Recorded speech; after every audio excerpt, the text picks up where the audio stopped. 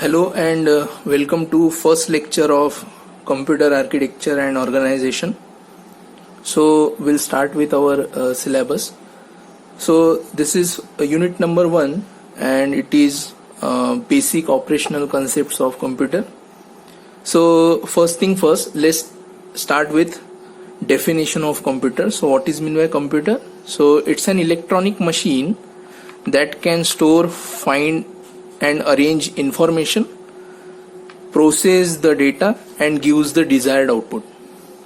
So the basic functionalities of computer are data processing, then data storage, data movement and control. These all three activities in synchronization.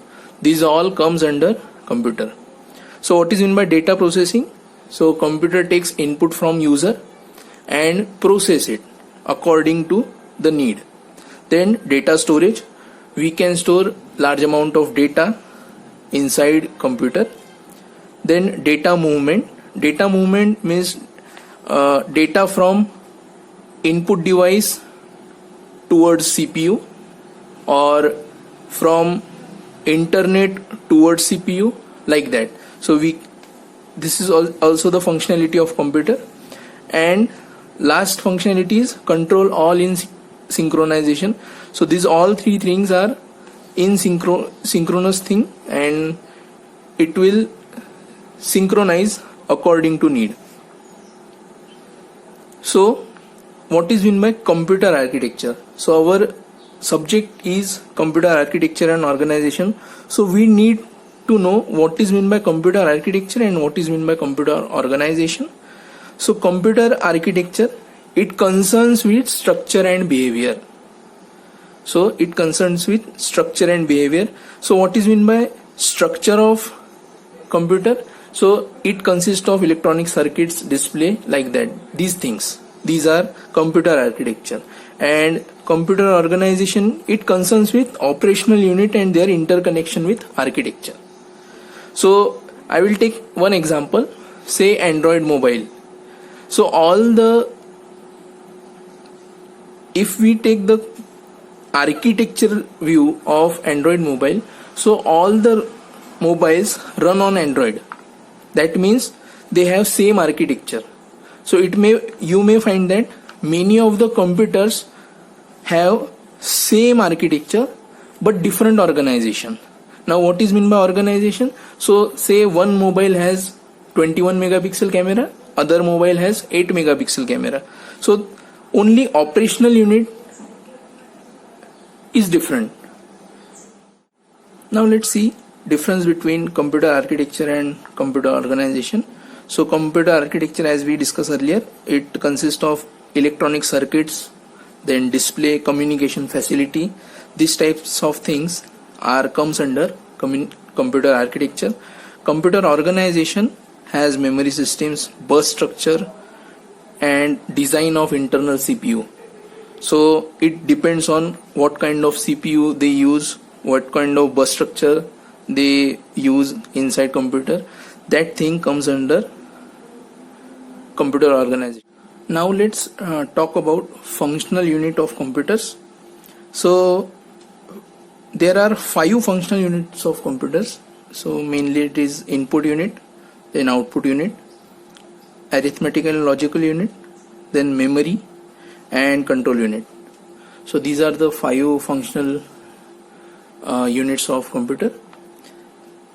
So this is the basic functional diagram of computer system. So it consists of an IO, that is input unit and output unit. Then it consists of memory. Then it consists of part of processor, which consists of ALU and control unit. And we can say that this whole part is called as CPU. So we have seen another diagram just like this. We can say we have seen like this diagram, input unit, then it's a CPU and then output unit. So we have seen this diagram more. Change the pin. And input unit, CPU consists of ALU, CU and memory. So we are familiar with this diagram. So input units are, what is meant by input unit? So input unit is a device that gives input towards CPU for processing it. So input units are keyboard, mouse, then scanner, etc. So these are input units. Then output units. So processed data come to output unit and we get the desired output. So output units are monitor, speaker, printer, etc. The main functionality of input units is to give the data towards CPU. CPU will process it and we get the desired output. So if we press A on keyboard, so that A got converted to electrical signals and those signals goes towards CPU. CPU will process it and CPU will get to know that A key is pressed on keyboard. Now it converted to binary first, then processing, and then it goes towards output unit, that is monitor, and on monitor we get the display of A. So here we physically press A key, then it converts into electrical signal.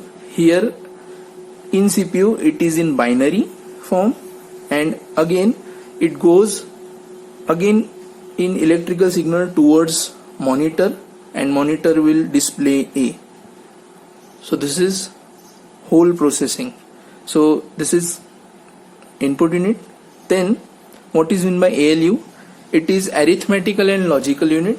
So in ALU we can do the arithmetical and logical operations like addition, subtraction, multiplication, division, and or not. So all the decision making statements, all the decision making things done inside ALU. Then what is meant by control unit? CU. So control unit is brain of this whole process. Control unit actually controls all the things, all the operations. Control unit allows everything to be in synchronization. We can say that control unit is processor. Our processor is doing these all things. So it controls all the operation inside computer system. So this is control unit. Then we have memory unit. So in computer system there are two memories. One is primary memory and second is secondary memory. Primary memory and secondary memory. So we have example of primary memory as RAM, secondary memory as hard disks, then pen drive, etc. These are the secondary memory. So this is all about functional units of computer. These all functional units are connected with bus. These all connected with bus. Bus is a connecting wires. It is also called as intercommunication networks. So these all things are connected with bus structure. Now let us see the connection between the processor and memory. So this is the functional diagram for the connection between the processor and memory. So this block is processor and we have the memory here. So we can see that there are various blocks inside this processor. let's see one by one what is mean by these blocks. So the first block is MAR, that is memory address register. So we can just write it down. MAR, it is memory address register. So it stores the address of memory. So this register is used to access between processor and memory. So it will store the memory address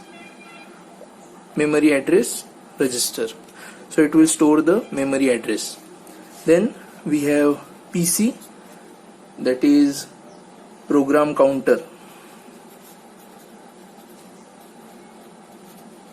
It stores the address of next instruction. PC stores the address of next instruction.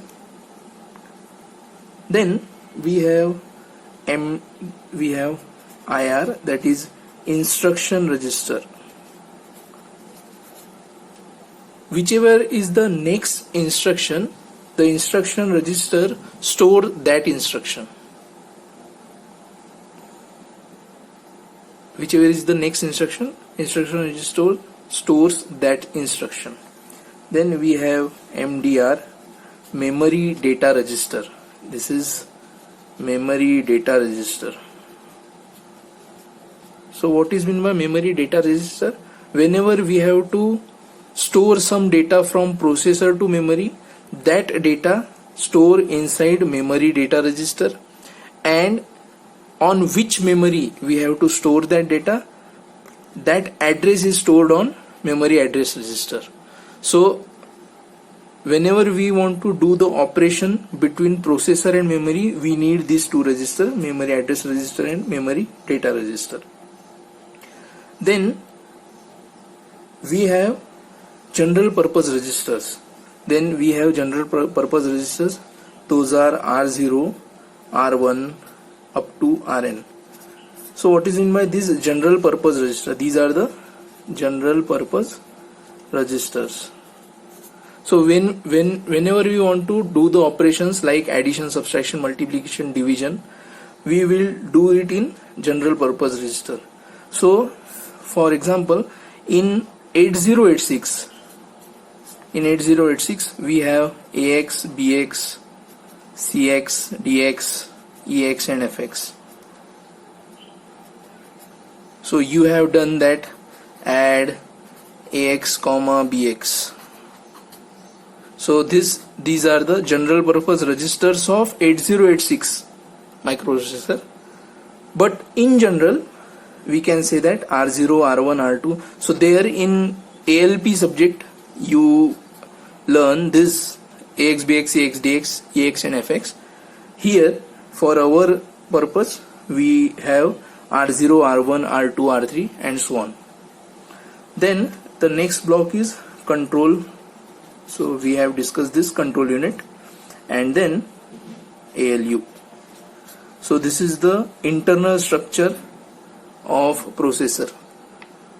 So processor will use these registers for his operation. Processor will use these registers for their operation. So I am repeating again, whenever we need to do operations with memory, we need MAR and MDR. MAR is memory address register, which stores the address of memory which we want to access.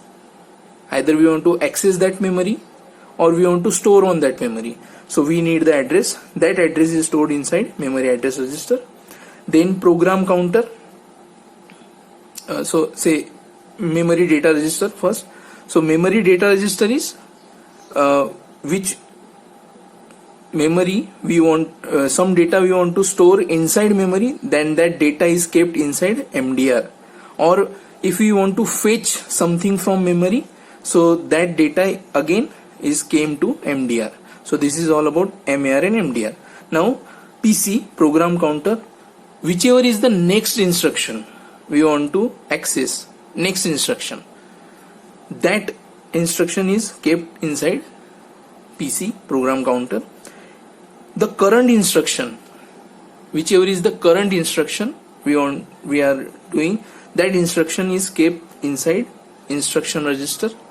Then we have general purpose register R0, R1 up to Rn, and we have control unit, and we have arithmetical and logical unit.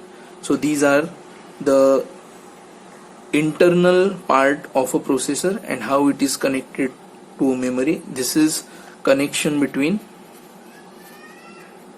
this figure is connection between processor and memory.